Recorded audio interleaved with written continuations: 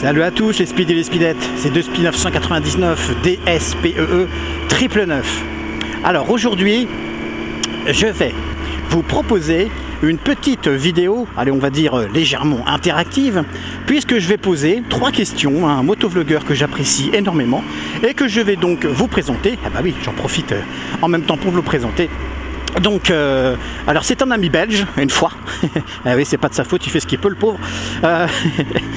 Voilà. Donc, il s'appelle Kalimet, K-L-I-M-E-T. De toute façon, je vais vous mettre le lien de sa chaîne dans la description. Et ce mec-là, bah, il est formidable. C'est un mécano moto depuis plus de 35 ans, 35 balais de mécanique moto derrière lui. Et je peux vous assurer que c'est un as. C'est vraiment un super bonhomme. Il maîtrise jusqu'au bout des ongles son métier de mécanicien. Salut. Donc voilà, et tout ce que je peux vous dire, c'est que je vous conseille fortement d'aller voir sa chaîne parce que il fait des tutos méca qui sont super sympas. Et puis ce que j'aime chez lui, c'est que voilà, il est un petit peu à l'instar de mon contenu, de ma philosophie. Il va pas imposer, il va vous proposer des trucs et astuces, il va vous guider tout simplement, mais il vous imposera pas de faire comme lui il fait, voilà, tout simplement. C'est à vous de voir après, et c'est ça que je trouve vraiment génial. Il est super cool, super sympa. Voilà, donc mon petit Kalimet, vu que je t'ai là tout de suite, enfin on va faire style je t'ai tout de suite, je vais te poser 3 questions, et donc voilà, pour vite résumer le concept de ces vidéos là, je fais de temps en temps, donc je sais pas, on verra la fréquence, je verrai ça avec Kalimet. Je vais vous proposer de lui poser 3 questions, donc à une fréquence régulière ou pas, je sais pas, on verra bien. En tout cas voilà, 3 questions qui ont un rapport avec effectivement la mécanique moto, et ben, il répondra via justement sa vidéo, et on mettra donc en commun cette vidéo, voilà, cette vidéo où moi je pose des questions et lui il me répond. Voilà, donc mon petit Kalimet, je vais commencer par ma première question, mon petit, il est un petit peu plus âgé que moi, donc je ferais mieux de me la fermer. Voilà, donc mon petit Kalimet, j'ai envie de te poser cette question là. Donc première question, penses-tu qu'il est obligatoire de suivre scrupuleusement les préconisations des constructeurs par rapport à l'entretien de nos bécanes? Voilà, je trouve que c'est une question importante parce que j'ai des fois l'impression, alors après c'est mon ressenti à moi, qu'on se fout des fois un petit peu de notre gueule et qu'on va limite changer certaines pièces, comme par exemple la distribution ou autre. Et voilà, le décor est planté. Ça, c'était une petite dédicace, un petit clin d'œil à qui tu te reconnaîtras, hein, à toi, S. Donc merci pour tes questions, mon Despi. Oh, petite priorité qui m'a déjà surprise ici.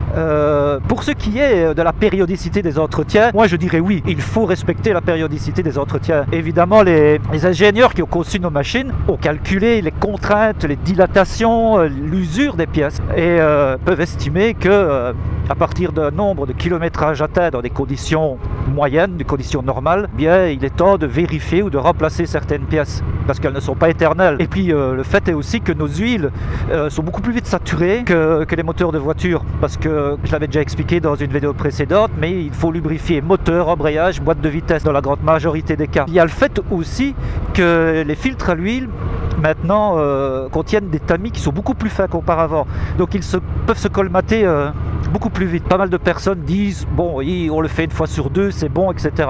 Bon, chacun fait ce qu'il veut évidemment. Moi je le fais à tous les coups pour 10 € le filtre. Je ne vais pas risquer de colmater un filtre à l'huile. Après tout ça dépend un peu de la manière dont on roule, etc. également quoi. Mais oui, il faut respecter les périodicités. Ça permet aussi aux mécanos, même si c'est pour une simple vidange, de pouvoir faire un tour de la bécane. Un mécano consciencieux va regarder les jeux dans les roulements, colonne de direction, vérifier le kitchen, etc. et éventuellement prendre contact avec le client pour voir ce qu'il y a lieu de faire. Donc ma réponse est oui. La deuxième question c'est, mon petit Kalimet, supposons que nous fassions tous très très bien l'entretien de notre moto. Tous, voilà. Est-ce que toi, tu as l'impression, donc en considérant, je le répète, que la moto soit très bien entretenue, vu ton expérience, considères-tu qu'il y a ou qu'il y aurait une marque qui se détache quand même un peu plus que les autres au niveau fiabilité? Voilà, fiabilité moteur j'entends, parce que effectivement, bon après ça peut être aussi des pièces électriques, mais tout ce qui est pneus, freins, plaquettes, disques, machin, bon, je pense que c'est un peu partout pareil. Voilà, donc penses-tu qu'il y aurait une marque malgré tout un peu plus fiable que les autres, et si oui, laquelle? Alors, une moto robuste, la plus fiable, me demandes-tu? Eh bien, je dirais que toutes les motos sont fiables du moment où elles sont entretenues correctement. Ça rejoint la première question quelque part. Honda me paraît être une marque relativement robuste. Après ça, bon, c'est pas ma marque de moto favori, c'est juste une question de look en réalité. Hein. C'est pas du tout péjoratif quant à la fiabilité ou aux performances de ces machines. C'est juste qu'en général, bon, elles n'ont pas un look qui m'attire spécialement. Bon, sinon, après, on peut discuter de la fragilité des Anglaises ou du manque de fiabilité sur les Ducati, qui à mon sens n'a plus lieu d'être aujourd'hui. Mais sinon je dirais que toutes les marques sont fiables du moment où elles sont entretenues correctement. Et troisième question, mon petit Calimet, au vu de tes longues années d'expérience et d'observation en termes de mécanique, quel est le kilométrage maximal que tu as pu observer justement sur une moto? Alors je parle bien du moteur d'origine évidemment. Voilà. J'ai entendu parler qu'en Suisse ils auraient trouvé un CBR 1100 XX Super Blackbird de 700 000 km. Bon voilà, j'ai entendu parler de ça. À mon avis il y a eu quand même des choses de changer dans le moteur. Je sais pas ce que tu en penses, mais donc voilà. Alors pour ta dernière question, mon poulet, je n'ai jamais rencontré de moto avec 700 000 km, ni même 500 000, ça me paraît totalement incroyable. Par contre, j'ai vu une Honda Deauville équipée d'un moteur de 650 cm3. C'est un twin, donc c'est un bicylindre en V. Et cette moto, pour cette catégorie-là, c'était quand même énorme, c'était quand même 260 000 km. Je ne sais pas ce qu'elle est advenue par après, si elle a continué à circuler ou si finalement le proprio l'a mise à la ferraille, mais c'est le plus gros que j'ai vu. Bon bah voilà, c'est bon, pour moi j'ai posé mes trois questions. J'espère que tu développeras donc tout ça avec grande attention, mais je te connais, je suis sûr que tu le feras. Voilà, et ben écoute mon petit Calimet, je te dis à très bientôt, et puis voilà quoi, on propose ce petit concept à nos abonnés ainsi que ceux qui verront cette vidéo et qui j'espère s'abonneront. En tout cas voilà, j'espère que vous vous abonnerez de façon massive à Calimet parce que c'est vraiment un super mec et puis voilà, les super conseils, ça c'est vraiment important pour nous les motards.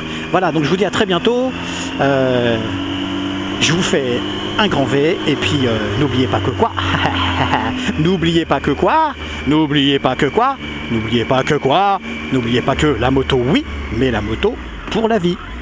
Je fais gaffe. La moto, oui, mais la moto pour la vie, putain de bordel de merde. Voilà, allez, à bientôt, et à tous, salut. Eh bien mon Duspi, j'espère que mes réponses te satisferont, qu'elles satisferont tes abonnés, ainsi que les miens d'ailleurs. Je tiens à te remercier en tout cas pour l'éloge que tu m'as faite au début de ta vidéo. Ça me touche beaucoup, ça me gêne même un tout petit peu d'ailleurs, je dois t'avouer que je suis plutôt quelqu'un de modeste à la base, donc en tout cas ça m'a fait vraiment... Ça me fait vraiment super plaisir d'avoir été invité sur ta chaîne et d'avoir cette petite collab, de faire cette petite collaboration avec toi. J'espère qu'on en fera d'autres. Moi, je suis sûr que oui, parce que moi aussi j'ai des questions à te poser, mon poulet. Je fais un super V à tous tes abonnés. Je fais un super V à tous mes abonnés. Un V qui vient du fond de ma poignée de gaz d'ailleurs, mais en tout cas du fond du cœur, ça tu le sais. Je te remercie encore et puis vraiment à très bientôt pour une prochaine collab. Hein. Allez, je te salue, mon poulet.